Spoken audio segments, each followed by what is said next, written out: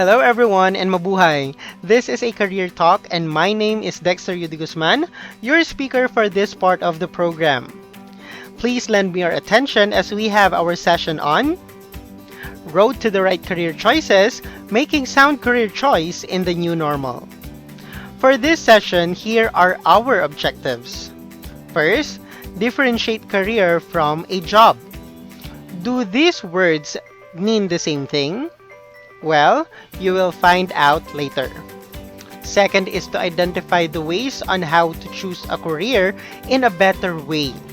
Because as we know, we are practicing the same old story when it comes to choosing our career.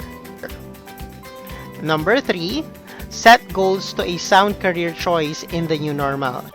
After you have determined your career by the different steps that we are going to discuss later, of course, you need to set your goals, to set your vision, and set the mission that you have to do in order to achieve that dream career of yours. With all the discussions that we will have in this session, we will try our best to relate everything in, of course, the 4 exits of senior high school. First, we have the higher education or the kolehiyo. Next is the entrepreneurship or negosyo. We also have the employment or trabaho at ang middle level skills development o mas kilala natin bilang vocational courses. Siyempre, wag na nating patagalin pa. Here is our objective number 1, career versus job. Ano nga ba ang pinagkaiba ng dalawang ito? Unahin natin ang job. Base sa dictionary, job is a paid position of a regular employment. Meaning, magtatrabaho ka at ikaw ay sasahod. According to resume.com, a job is task-oriented. A job is very much task-oriented as it consists of sets of tasks that must be completed within a given time frame. Meaning, nakafocus ang job doon sa mismong trabaho na kailangan mong gawin sa loob ng itinakdang oras. And that will determine, of course, kung ano yung sasahurin mo.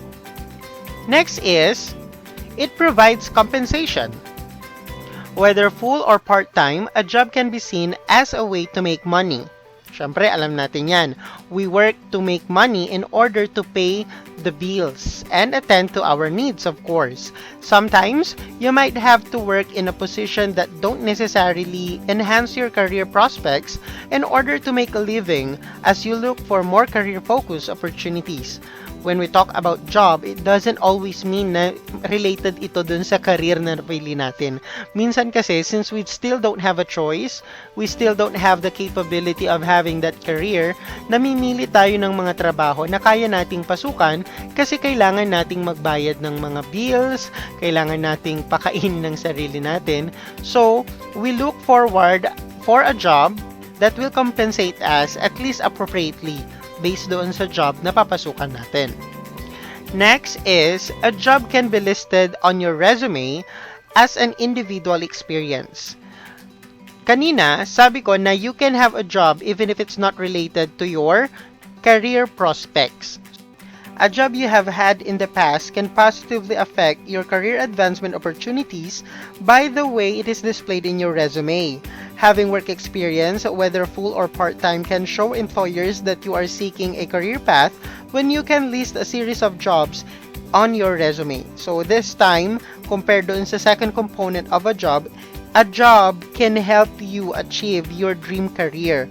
Of course, if you are applying for a higher position, and you have a work experience which is related to that position that you are applying for, syempre, yung mga nag-hire, mai-impress na sila sa'yo at magkakaroon na yung positive effect sa kanila na this person is serious in having this career.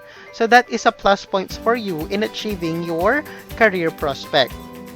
Alright, so another component of a job is that it demonstrates experience. Having previous work experience can help employers determine your experience level within an industry and the positive skills you have acquired throughout your professional life. So, gaya ng sinabi ko kanina, if it is written in your resume, of course, it is presumed that you already acquired most of the skills needed in order to perform the task for the position that you're applying for kasi nga related sila. And also, makikita rin nila that you are skilled enough based kung gaano ka katagal doon sa previous work mo. Okay? So, makikita nila doon and it will be a plus points in order for you to land your dream job or your career. So, that is it for the job. Next, we have the career. So, according to the dictionary, it is an occupation undertaken for a significant period of a person's life and with opportunities for progress. Okay, so yung job kanina, it seems like stagnant lang siya kasi you just do the job and then after doing the job or accomplishing the task given to you, they will compensate you or sasahod ka. This time naman, it is not always about the compensation. Okay, it is about progress, it is about self-actualization and more. So to explain further, according to resume.com, once again, a career is a series of related jobs. Okay? So, in order for you to land that career, probably kasi when we aim for a career, yun po yung nasa itaas. Okay? Yun po yung highest point nung dream job mo. For example, you want a career in education, you will not aim to be a teacher 1. Okay? You aim to be a master teacher or even principal or even higher position. Sa isang company, you don't aim just to be a janitor or just to be a clerk. You aim to be the manager or sometimes you aim to be the boss. Okay? And once you get there, it doesn't stop there kasi. Okay? So, you will still upgrade yourself para there will be a continuous progress in your life. And in order to do that, of course, it should be related jobs or related tasks ang mga piniperform mo. That is one component of career. Another component is that it is always forward-focused. Ibig sabihin, you are constantly looking forward to improve your knowledge and industry-related skills while pursuing promotional opportunities. Ito na yung sinasabi ko kanina. So after having series of related jobs, mapupunta ka na dun sa gusto mong career, dun sa gusto mong position. And since that is a career, you are still looking forward for more opportunities, more promotions na nangyayari. So you need to upgrade and update yourself. Also, if it is a career, kung mapapansin mo, compared dun sa simple job lang na walang kinalaman sa career na gusto mo, pag sa job siya, gigising ka na parang pagod ka lagi. Pero once na career yan, you are always forward focused. So, lagi mong nilulook forward to do the task na ibinigay sa'yo for that career. Okay? Another component we have encourages networking. Networking within your industry could play an important part of your next job opportunity as a career is comprised of industry-related job positions that involve building relationships with other professionals. So, it encourage networking po. Hindi po ito parang job na you focus on your job, do it, and then after that, you receive your salary. That's it. When you say it's a career, you have a good working environment. And for you to have that working environment, of course, there should be networking. You should have a good relationship with the people around you. And even those from other companies or from other working environment, related pa rin dun sa career na meron ka. Next one is, requires emotional energy. Careers should be tied to a passion for the work you are currently doing. Whereas jobs can sometimes be a means to an end, careers should be instill a sense of purpose in you that goes beyond getting paid. Ito yung sinasabi ko kanina, na sa job, gawin mo lang yung trabaho, and after mong gawin yung trabaho, sasahod ka, and that's it. Pero sa career, hindi. It doesn't stop there. Okay, it requires emotional energy. It requires self-actualization. Hindi pwedeng trabaho, sahod, then pay the bills, trabaho, sahod, and pay the bills. It doesn't work that way. When you have that career, ibig sabihin, you are still hungry for progress. Okay, for growth. Okay? Sa career, masaya ka, hindi lang dahil sumasahod ka, kundi dahil gusto mo yung ginagawa mo. Pero syempre, hindi mo ginagawa yung career dahil gusto mo lang yon. You are still doing that, of course, to earn money. So may mga balance din tayong ginagawa when it comes to having a career. What is a career and what is a job? Of course, a career is a series of industry-related jobs. It is always forward-focused. It encourages networking and it requires emotional energy. While job is task-oriented, provide compensation, it can be listed in your resume as an individual experience and demonstrates experience. Okay, nakita natin yung difference. That's why we are always looking for a career and not just looking for a job. Pag nakuha mo yung gusto mong career, mapapansin mo na hindi ka masyadong nai-stress kahit nahihirapan ka na. Compare dun sa job na ginagawa mo lang because you have to pay the bills, na pagpagod ka na parang ayaw mo na talaga and you just want to quit. Okay, that's the difference. Whether there is a similarity, because having a career is having a job as well. The thing is, that job that you have motivates you to do more rather than burns you out. Okay, that's the difference between career and a job. Alright, so now that we know the difference between career and a job, we're done with our objective number 1. We are now going to have our second objective, which is to identify different ways on how to choose a career in a better way. So what are those ways? I chose this, how to choose the right career path in 7 simple steps. This is from the YouTube channel Career Addict. You can subscribe on their YouTube channel and learn more about the things you need to know about choosing a career, maintaining a career, or other things about it. Okay, so let's start. For our objective number 2, here are the 7 simple steps on how to choose the right career path. First is to make a list of your hobbies. This time you have to list down things about yourself. Okay, what are the things that makes you happy? Ano ang mga libangan mo? Okay, so this may involve your talent. This may involve the things that you usually do when you're tired or when you have free time. Okay, these are the things that you are doing to cope up with stress in life, because these are the things that can make you or help you choose a good career in the future. Imagine mo that you have a career in music and you're a good singer and you love singing.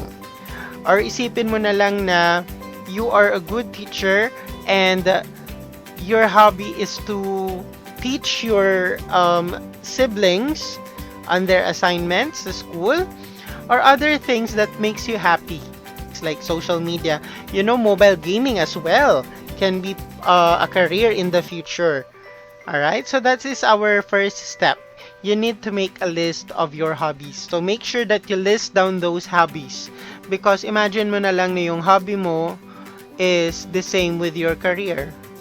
So you are doing something that makes you happy and at the same time you earn money. So step 2, we have discover what you're good at or where you're good at. Okay, a while back you already know the things that makes you happy, that makes you feel better when you're stressed, that makes you cope up with everything you need to do in your daily life. This time you need to discover what you're good at, because what you're good at is sometimes different from your hobbies. For example, you're a good singer, but at the same time, you are good at organizing things. Okay, you are good at talking to people. Alright? So, what if, let's just say that one of your hobbies is to talk with your friends. You are good at talking with people, but you're also good at doing creative videos. Okay, so there are differences sometimes between what makes us happy or our hobbies and what we can do best or better. And that's the thing you have to discover. You need to list down not just the things you know you're good at. You can also do things in order to discover, you know, you might have some hidden talents or skills within you. You're not just paying attention on it. Okay, so that's step number 2. Step 3 is to identify your personality traits. Nowadays, in this new normal, in this 21st century, you can just go to the internet, open a browser, and search for a personality test. And then, you will discover what kind of personality you have. But that will be based on your perception. So what are the other things you can do aside from taking the personality test?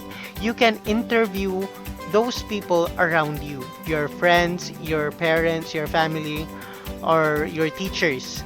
Okay, you can ask them about how they see your personality, and it will give you idea how you behave in the eyes of others.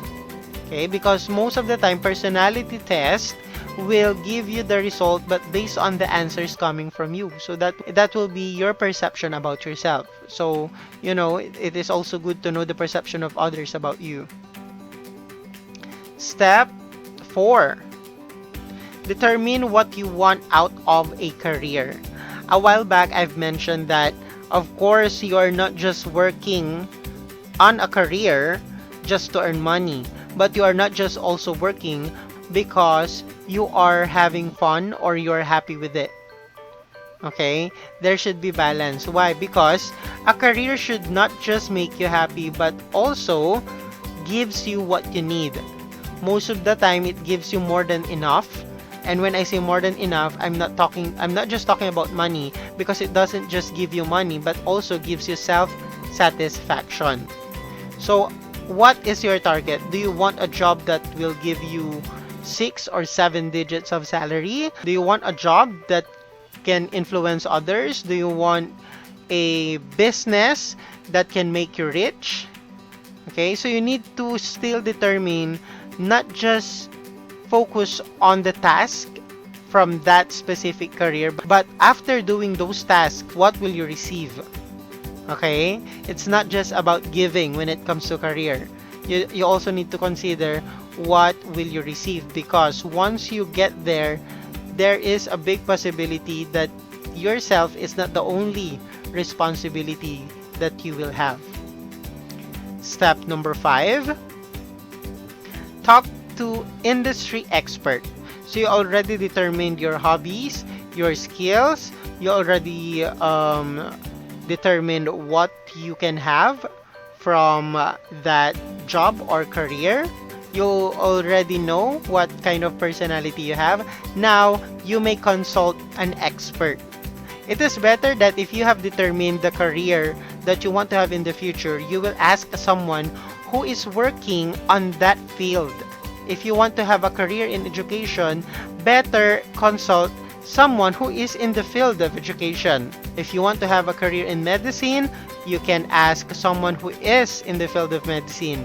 If you want to have a career in business, you might ask a businessman or a business owner. Okay? And you can get advices from them that you can use in order to have that dream career of yours. So talking to those experts will really help. Step number 6: research the job market.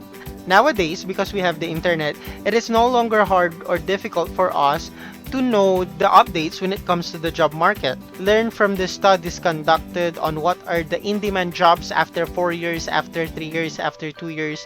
What are the in-demand business in the new normal? What are the things that you can do in order to achieve your dream job that you have set a while back? Last but not the least is step number 7. Discover your core values. After setting everything, choosing your dream career, now you will go back to your core values. So most of the time, you can consider it as your beliefs or your religious affiliation sometimes. You may also consider if you really want to do charitable works, if you want to serve others, serve the public, if you want to be the boss or the manager, because some values might be absent or might not be that given emphasis on some job. So you just need to put yourself on that situation, having the career that you want in the future, and imagine what if it requires something that go against what you believe in. Would you still stay in that career? So core values is very important in choosing your career. And that's it, of course, for our how to choose the right career path in 7 simple steps. First, we have the make a list of your hobbies. Second is to discover what you're good at. Third is to identify your personality traits. Fourth is to determine what you want out of a career. Fifth is to talk to industry experts. Sixth is to research the job market. And last but not the least, discover your core values. So I hope these steps will help you to choose the right career path in the future, or the right career path for you to have. Alright, so we're done with objective number 2. Last but not the least, we will have set goals to a sound career choice in the new normal. For that, we have these golden rules of goal setting, and this is from Mind Tools. So for these golden rules of goal setting, we have 5 rules to set yourself up for success. And the first one is to set goals that motivate you. When you set goals for yourself, it is important that they motivate you. This means that making sure that they are important to you and that there is a value in achieving them. If you have a little interest in the outcome or they are irrelevant given the larger picture, then the chances of you putting in the work to make them happen are slim. Motivation is the key to achieving goals. So you need to make sure that those goals that you will set will make you feel better or will make you feel happier even right after a period of difficulties. Because of course, you need to work out those goals in order to achieve them. So that's the first one. It should motivate you. Number 2, set smart goals. So you need to make sure that your goals are smart. When we talk about smart, it means that your goals should be specific, measurable, attainable, relevant, and time-bound. To set the specific goals, your goal must be clear and well-defined. Vague or generalized goals are unhelpful because they don't provide sufficient direction. Remember, you need goals to show you the way. Make it easy as you can get where you want to go by defining precisely where you want to end up. So you need to be specific. For example, your goal is to become rich. So what do you mean by that? Of course, you need to define how rich would you want to be in the future. Do you want to have cars? Do you want to have houses? Do you want to have businesses in the future? You need to be specific, not just a very general goal. Okay? And of course, it should be measurable. Include precise amounts, dates, and so on in your goals so you can measure your degree of success. Of course, you need to make sure that you know when you are already successful or when you are still struggling in achieving your goals. You need to make it measurable. Next is attainable. You need to make it possible for you to have it. For example, you want to fly. What do you mean by that? It's not even specific, but at least if you said that you want to fly by the year 2015, riding on a plane, that can be attainable. It is measurable and it is specific. You need to make it relevant. Goals should be relevant to the direction you want your life and career to take. By keeping goals aligned with this, you'll develop the focus you need to get ahead and do what you want. Set widely scattered and consistent goals, and you'll fritter your time and your life away. Okay, so you need to make sure that your goals are realistic or relevant. Of course, you need to set time-bound goals. Your goals must have a deadline. Again, this means that you know when you can celebrate success. Just like what is said in the measurable part, when you are working on a deadline, your sense of urgency increases and achievement will come that much quicker. You know, sanay naman tayo doon, di ba? That we usually work hard if there is deadline. So you need to make sure that there is a timeline.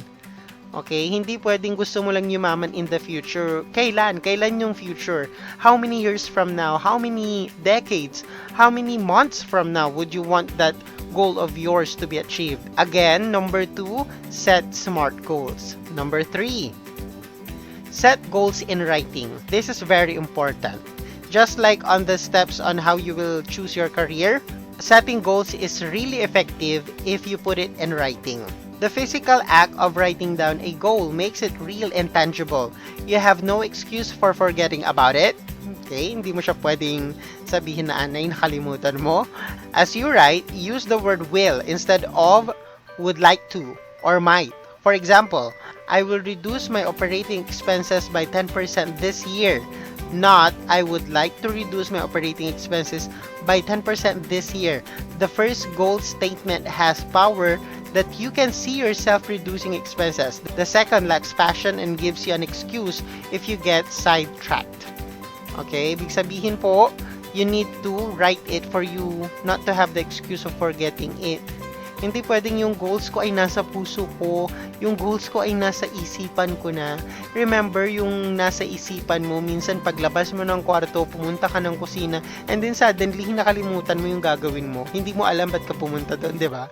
So, what more pa yung goals? Most of our goals are long-term or most of our goals ay matagal pa natin bago ma-achieve.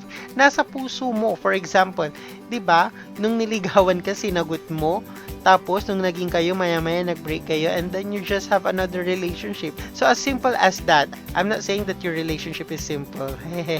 Anyway, going back to our topic, what am I saying here is that writing your goals is very effective. Some people do not just write their goals in notebooks. They write it in a piece of paper and post it on walls of their rooms just to remind them of their goals. Okay, it is very effective, and this is one of the things that I highly recommend you to do. Number 4, make an action plan. This step is often missed in the process of goal setting. You get so focused on the outcome that you forget to plan all the steps that are needed along the way. By writing out the individual steps and then crossing them off as you complete it, you'll realize that you are making progress towards your ultimate goal. This is especially important if your goal is big and demanding or long-term. Okay, so ang ibig sabihin po, you need to write or make an action plan. We are focusing kasi more on the goals. Most of the time, just focusing on the end part of the goals that we set, diba? We are forgetting how we're going to achieve that goal. Just like what I've said a while back, we need to set the vision and the mission we need to accomplish in order to make that vision come true. So you will not just write your goals, but in addition to that, you will also write the things that you have to accomplish in order to achieve that goal. Okay, for example, your goal is to be a teacher. Okay, and you are in the senior high school right now. So what is your goal for next year? What is your goal after 4 years? What is your goal after 5 to 10 years? Okay? And then what will you do within those years? So from grade 12 to 4th year college, what are the things that you have to do? After graduating from college, what will you do? You need to write step by step the plans that you have in order for you to achieve the goal. 5. Stick with it. Remember, goal setting is an ongoing activity, not just the means to an end. Build in reminders to keep yourself on track and make regular time slots available to review your goals. Your end destination may remain quite similar over long term, but the action plan you set yourself along the way can change significantly. Make sure the relevance, value, and necessity remain high. So you made an action plan for number 4. Next time is you stick with it. But your plan should not just be plan A. You should have a flexible plan that if something happens, you can switch to plan B, but with the same goal. And you need to make sure that while achieving your goal, you need to maintain its relevance, its value, its necessity. You need to always think that you need that goal to be achieved. So those are the 5 golden rules of goal setting by Mind Tools. So what are those again? First is to set goals that motivate you. Set SMART goals for number 2. Number 3, set goals in writing. Number 4, make an action plan. And number 5, stick with it. And that is our objective number 3. Now we're done with all the 3 objectives. Let me just leave this line with you. In the multiple choices of life, choose the best answer. Again, this is your speaker, Dexter Guzman. Thank you for your attention. You can go to YouTube and subscribe to my YouTube channel, Dexter's page. You can connect with me there if you have some questions, and I will gladly answer those things. And of course, that's our session on the road to the right career choices, making sound career choice in the new normal. Thank you, and God bless.